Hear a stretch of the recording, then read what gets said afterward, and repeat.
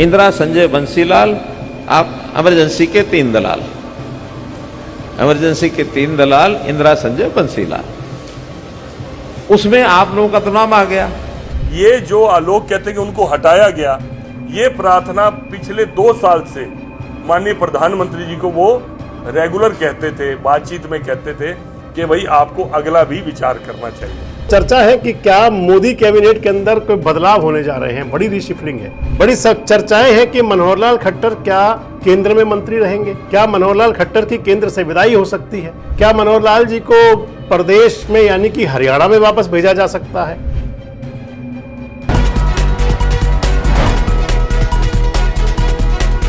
दोस्तों नमस्कार, मैं संजय मग्गू और मौजूद हैं देश रोजाना के डिजिटल मीडिया मंच पर।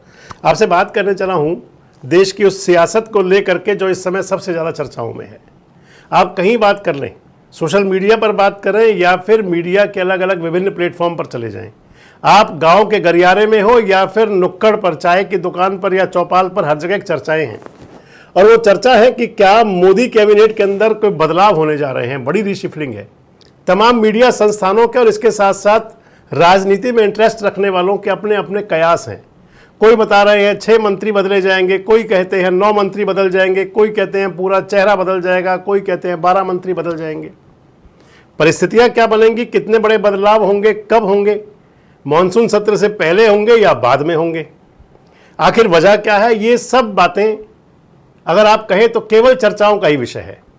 और इन सब चर्चाओं के बीच क्योंकि हरियाणा भी चर्चा में है और मैं आपसे बात हरियाणा की ज़्यादातर किया करता हूं, हरियाणा को लेकर के सबसे बड़ी चर्चाएं ये हैं। हरियाणा से 3 वजीर हैं सरकार के अंदर, 3 वजीरों के अंदर एक कैबिनेट मंत्री है मनोहर लाल खट्टर और एक राज्य मंत्री है स्वतंत्र प्रभार के साथ में राव इंद्रजीत सिंह और तीसरे मिनिस्टर ऑफ स्टेट हैं राज्य मंत्री कृष्णपाल गुर्जर। चर्चा मनोहर लाल खट्टर को लेकर के करेंगे आपसे। बड़ी चर्चाएं हैं कि मनोहर लाल खट्टर क्या केंद्र में मंत्री रहेंगे, क्या मनोहर लाल खट्टर की केंद्र से विदाई हो सकती है, क्या मनोहर लाल जी को प्रदेश में यानी कि हरियाणा में वापस भेजा जा सकता है, क्या मनोहर लाल खट्टर संगठन में जा सकते हैं, क्या मनोहर लाल खट्टर को रिटायरमेंट दी जा सकती है यानी कि कहीं राज्यपाल लगाया जाए। तमाम बातें हैं, तमाम कयास हैं, सारी चर्चाएं हैं। लेकिन इसके बीच अगर मैं आपसे एक बात कह दूं कि मनोहर लाल को लेकर के उनका सियासी भविष्य की बात अगर कर लें या मनोहर लाल के मन में क्या है और मनोहर लाल को लेकर के भाजपा आला कमान के मन में क्या है, तो या तो उनका मन जानते हैं और या फिर मुरली मनोहर जानते हैं, यानी कि या मनोहर जाने और या मुरली मनोहर जाने कि क्या हो सकता है। दरअसल अगर मनोहर लाल की बात करें सियासत को लेकर के और संगठन को लेकर के भी, जब से मनोहर लाल सक्रिय रूप से पहले तो राष्ट्रीय स्वयंसेवक संघ के अंदर बतौर प्रचारक बने, एक उनका इंटरव्यू भी देख रहा था, बहुत बड़ा इंटरव्यू था जिसके अंदर उन्होंने सारी बातें बड़े खुल करके कही थी। और अगर उन बातों का तोड़ था, अगर उस बातों का कोई निचोड़ निकलता है तो वो केवल एक निचोड़ था कि सब कुछ जो फैसला कर देता है संगठन, बस उसी राह पर चलना है, अपनी कोई इच्छा नहीं है, अपना कोई मन नहीं है, संगठन ने जो कहा वो काम करना है। ना किसी से आसक्ति है, ना किसी से विरक्ति है, ना किसी से मोह है यानी कि किसी पद को लेकर के, और ना ही कोई ऐसी परिस्थितियां, ऐसी कोई उम्मीद, ऐसी कोई इच्छाएं कि ये जरूर मिल जाए और या ये ना हो। बस केवल एक ही अगर कह सकते हैं कि किसी भी प्रकार से जहां संगठन लगा दें वहां खुद को खपा दिया जाए। राष्ट्रीय स्वयंसेवक संघ के प्रचारक होने के दौरान चाहे वो हरियाणा के अंदर थे और चाहे बाकी प्रदेशों के अंदर आसपास, हरियाणा के अंदर चाहे किसी जिले में रहे हों, बतौर प्रचारक एक ही काम हुआ करता था कि किस प्रकार से संघ के एजेंडे को, संघ के काम को आम जनमानस तक पहुंचा दिया जाए। और उसके बाद जब संघ से उनको भारतीय जनता पार्टी में भेज दिया गया, जब संगठन में भेजा गया, तो उसके बाद केवल एक ड्यूटी थी कि संगठन को कैसे मजबूत कर लिया जाए। क्योंकि जिस समय हरियाणा के अंदर मनोहर लाल की एंट्री हुई थी, हालांकि 1987 में जब लोकदल और भारतीय जनता पार्टी की सरकार हुआ करती थी चौधरी देवीलाल के साथ गठबंधन में, उस समय बीजेपी के 16-17 विधायक थे। डॉक्टर मंगल सेन उस समय उप मुख्यमंत्री हुआ करते थे। लेकिन 1987 के बाद 1991 और फिर 96 परिस्थितियां हमेशा बदलती चली गई। 1996 में भारतीय जनता पार्टी चौधरी बंसी लाल के साथ गठबंधन में सहयोगी थी और उस समय मनोहर लाल हरियाणा के संगठन मंत्री हुआ करते थे। अपनी बात में मनोहर लाल हमेशा बेबाक रहे। अभी हाल ही में उन्होंने 25 जून को जब फरीदाबाद में इमरजेंसी की वर्षगांठ पर अपना एक संस्मरण साझा किया था चौधरी बंसीलाल को लेकर के, वो तमाम प्रकार की चर्चाओं में चला गया, लेकिन बड़ा स्पष्ट था कि आखिर संदेश कैसे अग्रेषित कर दिया जाए। चौधरी बंसीलाल से कहलवा दिया था उस समय मनोहर लाल जी ने कि अब देश में कभी इमरजेंसी नहीं लगेगी। आप इस अंदाज को सुन लीजिए। अब 1996 में हरियाणा में हम लोग राजनीतिक तौर के ऊपर कुछ ना कुछ योजनाएं बनाते हैं, तो एक योजना बनी कि भारतीय जनता पार्टी और हरियाणा विकास पार्टी लेड बाय चौधरी बंसीलाल हम मिलकर के चलेंगे। अब मिलकर चलने का फैसला हो गया। मेरे जिम्मे लगाया गया कि एक बार चौधरी बंसीलाल जी से कुछ जाके बातचीत करो। मैं संगठन मंत्री था हरियाणा का, बीजेपी का, तो बातचीत करके कुछ विषय निकालने थे, वो तय करके गए कि क्या विषय निकालने हैं। सारी बातें हो गई। एक विषय ऐसा जो यहां बताने लायक है, मैंने कहा चौधरी साहब, आपातकाल देश में लगी थी 75 में, उस समय एक नारा चला था कि इंदिरा, संजय, बंसीलाल, आप इमरजेंसी के 3 दलाल, इमरजेंसी के 3 दलाल, इंदिरा, संजय, बंसीलाल। उसमें आप लोगों का तो नाम आ गया और सबसे ज्यादा पीड़ित कोई थे तो हम लोग थे। आज हम दोनों मिलकर चल रहे हैं, कल को मीडिया वाले पूछेंगे इसका क्या जवाब है। सोच समझ के बाद में कहने लगे मुझे तो इतना पता है अब देश में इमरजेंसी नहीं लगेगी कभी भी।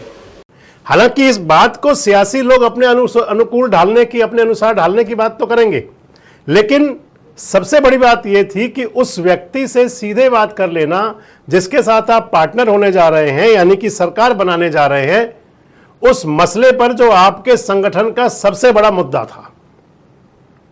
इमरजेंसी भारतीय जनता पार्टी और राष्ट्रीय स्वयंसेवक संघ के लिए बहुत बड़ा मुद्दा रहा है हमेशा से ही।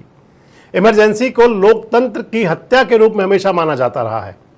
और जब चौधरी बंसीलाल के साथ वो पार्टनरशिप की सरकार बनाने जा रहे थे, तो बतौर संगठन मंत्री जो बात, वो अंदाज था, वो हमेशा याद रखने वाला अंदाज रह सकता है। और उसके बाद की अगर आप बात कर लें 2014, हालांकि मनोहर लाल की ड्यूटी इन बिटवीन संगठन के तौर पर जहां भी कहीं लगती रही, चाहे उन्हें जम्मू कश्मीर भेजा गया हो, चाहे उन्हें सुदूर प्रदेशों में भेजा गया और चाहे कभी गुजरात ड्यूटी लगी हो या किसी राज्य में गए हो, अपना बेस्ट परफॉर्मेंस दे करके, यानी कि पार्टी को और संगठन को दोनों को यह दिखा देना कि आपने जो ड्यूटी लगाई थी उसको पूरी तरह से आमूल चूल निभा देना। 2014 का समय आ गया जब हरियाणा के अंदर भारतीय जनता पार्टी की सरकार बन गई, बीजेपी की सरकार बनी, तो मनोहर लाल को हरियाणा का मुख्यमंत्री बनाया गया। 2014 से लेकर के और 2024 तक का जो दौर था, हरियाणा के अंदर जो पॉलिसीज बनाई गई थी, कम से कम 3 बातों को लेकर के तो हमेशा याद रखा जाएगा। बिना पर्ची बिना खर्ची, यानी कि नौकरियों के अंदर जो पारदर्शिता की बात थी, ये हरियाणा के इतिहास के पन्नों में हमेशा दर्ज रहेगा। और चाहे भविष्य में सरकारें किसी की भी बने, इस नुक्ते को, यानी कि नौकरियों के अंदर पारदर्शिता को कोई आसानी से अनदेखा नहीं कर पाएगा। अगर कहें तो प्रदेश के युवाओं के लिए, नौजवानों के लिए एक सीधा सीधा रास्ता खुल गया कि भैया पढ़ोगे तो आगे बढ़ोगे, इसके अलावा दूसरा कोई रास्ता नहीं है। हालांकि 2-4% कई हमेशा रह जाया करती हैं, कोई ऐसी बातें आ भी सकती हैं, लेकिन आप माना जाए तो हरियाणा के नौजवानों का एक विश्वास कायम हो गया कि उन्हें भी नौकरी मिल सकती है। अगर वो योग्यता पर चलेंगे तो उनकी नौकरी तय है। इसके अलावा तमाम योजनाओं के अंदर जिस प्रकार से भाई भतीजावाद चलता था, जिस प्रकार से तमाम योजनाओं में सरकारी पैसे का जो जिस अंदाज में उसकी लूट खसोट हुआ करती थी, उसको तमाम पोर्टल पे ला करके, चाहे वो परिवार पहचान पत्र हो और चाहे और अन्य पॉलिसियां हो, ये हरियाणा के अंदर एक रिकॉर्ड हमेशा कायम रहेगा। एक दौर वो आया 2024 में मार्च के महीने में कि जब एकाएक मनोहर लाल खट्टर का किसी को भी नहीं पता था कि ये इस्तीफा हो सकता है। कहीं चर्चाएं नहीं थी, कहीं मीडिया के अंदर बात भी नहीं थी। हालांकि संजय भाटिया ने उसका खुलासा किया।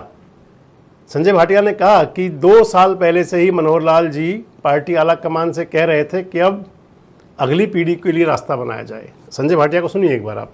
क्योंकि मैं उसका साक्षी रहा हूं, इस परिवर्तन का साक्षी रहा हूं कि सबसे पहले मनोहर जी ने मेरे से बात करी थी। मेरे को चंडीगढ़ बुलाया तो मैं सांसद था। ये अनसुने किस्से बाद में बताएंगे ये जो आलोक कहते हैं कि उनको हटाया गया, ये प्रार्थना पिछले 2 साल से माननीय प्रधानमंत्री जी को वो रेगुलर कहते थे, बातचीत में कहते थे कि भाई आपको अगला भी विचार करना चाहिए। देखिए, ये केवल और केवल बीजेपी के अंदर मिलेगा, ये केवल और केवल आपको रामायण में मिलेगा। भरत राम को कहता है कि आप गद्दी पे बैठो, राम भरत को कहता है आप गद्दी पे बैठो, ये भी आपको बीजेपी के अंदर ही चीज मिलेगी।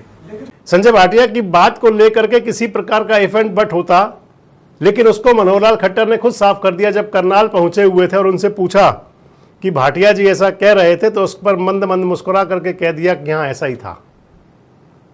अगर आज के दौर की बात करें, चाहे वो बात चलती हो कि मनोहर लाल किस भूमिका में होंगे, मैंने आपसे एक वीडियो पहले भी शेयर किया था, बड़ा सवाल ये नहीं होता कि मनोहर लाल कौन सी भूमिका में होंगे, बड़ी बात ये रहेगी कि मनोहर लाल जिस भूमिका में होंगे उसका निर्वहन कैसे करेंगे, उनके पास जो भी ड्यूटी होगी उसका पालन किस प्रकार से होगा। बड़ा सवाल ये आ जाता है, क्योंकि आज तक की चाहे वो केंद्र सरकार के पावरफुल मिनिस्ट्रियों की बात हो और चाहे फिर संगठन में बतौर संगठन मंत्री से शुरुआत करने की बात रही हो, हर एक किरदार के अंदर मनोहर लाल 100% खरा सोना बन करके दिखाई पड़े हैं।